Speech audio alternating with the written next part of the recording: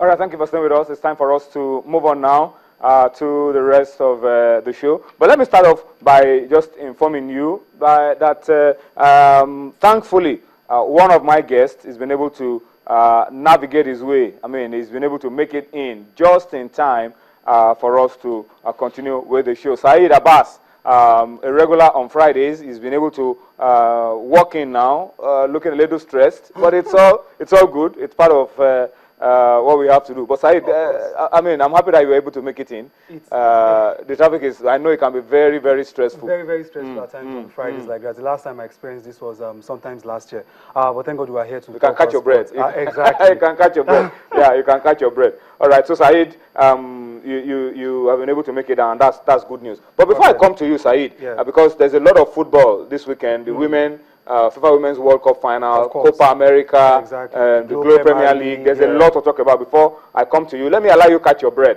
All right. So while I wait for Saeed to catch his breath, just dashing into the studio like Usain Bolt, let me just read a few stories very quickly. And the first one has got to do with our fastest woman, not just Nigeria, Africa's fastest woman, one of the fastest women in the world. And that's Blessing Okagbare. Let me start with our story and tell you that Blessing will square up against other elite athletes built to compete in the women's 100 meters at this weekend's Diamond League meeting in Paris. Okagbare will race against world and Olympic champion Shelley and Fraser Price, African rival Muriel Ahure of Cote d'Ivoire, who will also be part of a packed starting lineup.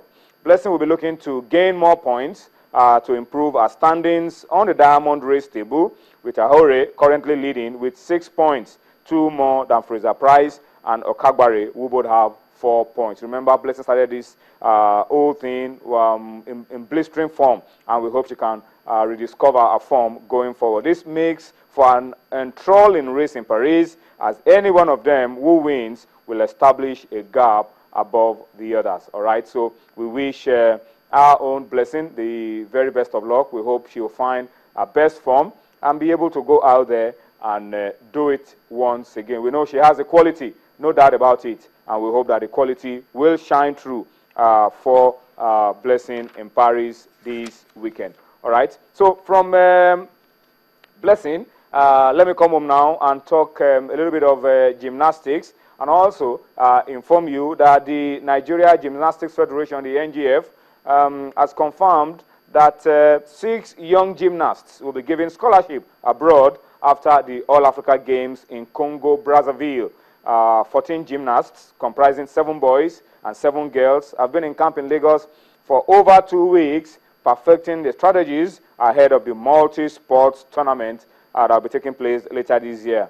The Nigeria Gymnastics Federation is organizing a one-day gymnastics championship for kids from 7 years and above to give them that platform to exhibit their skills. And in case you do not know, this year's All-Africa Games marks the 50th anniversary of the event, and they are scheduled to hold between the 4th of September and the 9th of September. All right, so a lot is already going into all of this, and we hope that Team Nigeria will go out there and be able to do the nation proud. Remember, we raised a few concerns a few weeks ago about how we get these athletes ready, and I'm happy that the federations, the different associations are really now pulling their weight, and the National Sports Commission have also stepped in to give our athletes the kind of preparations that we need to get to the top of the medals table at the All-Africa Games.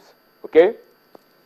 So that's it for gymnastics. Let's come very quickly to boxing now, and also tell you that our boxers have also been getting ready in their own way. And there was the Minima Boxing Championship. General Minima, remember him, is the chairman of the Nigerian Boxing Association, and has been putting together a championship to revive boxing in Nigeria.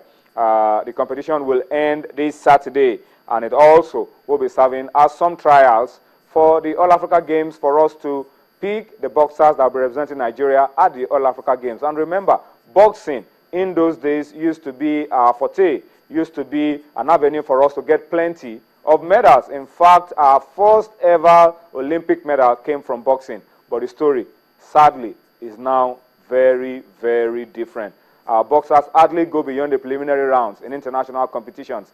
And I think there's a need for us to really revive boxing in Nigeria. Austin Okonakwan put together this very beautiful report on boxing. We'll take that report. When we return from that report, there will still be plenty more to talk about on Sports Tonight this Friday. So join us again.